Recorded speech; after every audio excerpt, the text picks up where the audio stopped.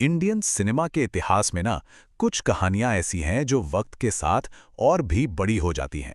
तो आज हम एक ऐसी ही दास्तान में चलते हैं। ये कहानी है एक शहजादे की बगावत की, एक कनीज की बेखौफ मोहब्बत की, और हाँ, एक शहंशाह के फर्ज की। और इस पूरी कहानी का दिल जानते हैं कहाँ बसता है? इन 4 शब्दों में। ये वो ऐलान था जिसने एक पूरी सल्तनत को चुनौती दे दी। ये सिर्फ एक डायलॉग नहीं था, ये तो एक पूरी पीढ़ी की आवाज बन गया था। तो चलिए शुरू करते हैं। पहले हम फिल्म की कहानी की परतों को खोलेंगे और फिर पर्दे के पीछे की उस दूसरी महागाथा को जानेंगे जिसने इस फिल्म को हमेशा के लिए अमर बना दिया। कहानी शुरू होती है 16वीं सदी के हिंदुस्तान में, शहंशाह अकबर की सल्तनत जो एक वारिस के लिए तरस रही है। खैर, दुआ कबूल होती है और शहजादा सलीम पैदा होता है, लेकिन उसे अनुशासन सिखाने के लिए 14 साल के लिए जंग के मैदान में भेज दिया जाता है। और बस यहीं से कहानी के दो सबसे मजबूत किरदारों का टकराव शुरू होता है। देखिए, एक तरफ हैं शहंशाह अकबर, जिनके लिए सल्तनत और परंपरा ही सब कुछ है, और दूसरी तरफ हैं उनके बेटे सलीम, जिनके लिए मोहब्बत से बढ़कर कुछ भी नहीं। जंग से लौटकर आया सलीम अब एक मंझा हुआ योद्धा है, और फिर एक जश्न के दौरान उसकी नजरें एक खूबसूरत कनीज नादिरा पर पड़ती हैं। शहजादा उसकी खूबसूरती और अदा पर बस फिदा हो जाता है। सलीम उस कनीज को अनारकली का खिताब देता है और यहीं से उनकी मोहब्बत परवान चढ़ने लगती है। लेकिन ये राज ज्यादा दिन तक छुप नहीं पाता। दरबार की ही एक और डांसर बहार जलन के मारे उनके रिश्ते का सच शहंशाह अकबर को बता देती है। ये जानकर अकबर का गुस्सा 7वें आसमान पर पहुंच जाता है। मतलब, मुगलिया सल्तनत का वारिस एक मामूली कनीज से मोहब्बत करे, ये तो उन्हें सल्तनत की तौहीन लगती है। वो इस रिश्ते को मानने से साफ इनकार कर देते हैं और अनारकली को कैद कर लिया जाता है। और फिर आता है वो पल जो इंडियन सिनेमा के इतिहास में हमेशा के लिए दर्ज हो गया। शहंशाह के दरबार में हजारों आईनों वाले उस शीश महल में अनारकली हर डर को परे रखकर गाती है, प्यार किया तो डरना क्या। ये सिर्फ एक गाना नहीं था, ये शहंशाह के खिलाफ एक खुली बगावत थी। अनारकली की ये बेबाकी आग में घी का काम करती है। जो टकराव अब तक महल की दीवारों के अंदर था ना, अब वो जंग के मैदान तक पहुंच जाता है। एक बेटा अपने बाप के खिलाफ अपनी मोहब्बत के लिए पूरी सल्तनत से लड़ने निकल पड़ता है। लेकिन इस जंग का अंजाम बहुत भयानक होता है। शहजादा सलीम हार जाता है और उसका अपना बाप उसे मौत की सजा सुनाता है। अपने प्यार को बचाने के लिए अनारकली अपनी जिंदगी का सौदा करती है और बदले में उसे मिलती है दीवार में जिंदा चुनवा दिए जाने की सजा।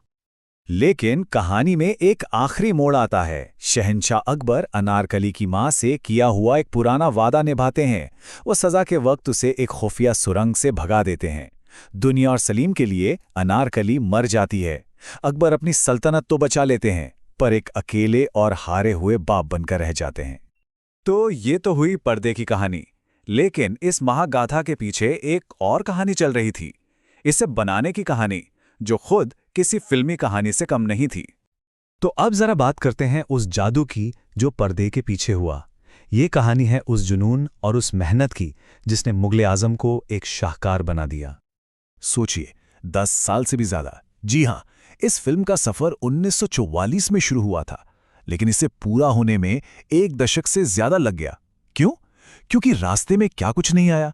पैसों की कमी, फिर देश का बंटवारा हो गया, आर्टिस्ट बदल गए, मतलब अनगिनत मुश्किलों ने इस सपने को सालों तक रोके रखा। और इसका बजट, उस जमाने में जहां फिल्में कुछ लाख में बन जाती थीं, इस फिल्म पर 1.5 करोड़ रुपए खर्च हुए, यानी एक एवरेज फिल्म से लगभग 10 गुना ज्यादा। ये डायरेक्टर के आसिफ का एक ऐसा जुनून था जिसके लिए उन्होंने सचमुच सब कुछ दांव पर लगा दिया था। 2 साल, सिर्फ उस एक शीश महल को बनाने में 2 साल लगे, जिसमें प्यार किया तो डरना क्या फिल्माया गया था।